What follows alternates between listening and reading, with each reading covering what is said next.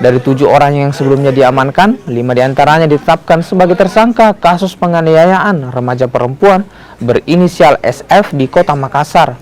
Kelimanya ditetapkan tersangka usai polisi memeriksa sejumlah saksi serta mengumpulkan bukti-bukti.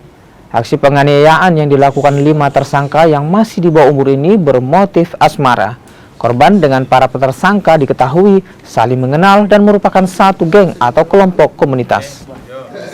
Dari hasil pemeriksaan, terutama orang-orang yang patut diduga terlibat, kemarin kita amankan 7 orang, kemudian juga saksi-saksi yang lain dari korban ada 3 orang, kemudian juga beberapa alat bukti yang lain yang kita kumpulkan, sehingga kita bisa menyimpulkan ada 5 orang yang patut kita duga selaku pelaku, baik pelaku utama maupun yang turut serta.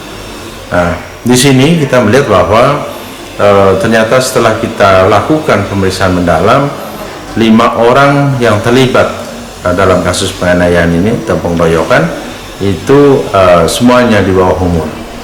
Nah, sehingga kita tentunya terapkan pasal 80 ayat 1 dan 2 Undang-Undang Perlindungan Anak, dan terhadap 5 orang itu kita lakukan penahanan.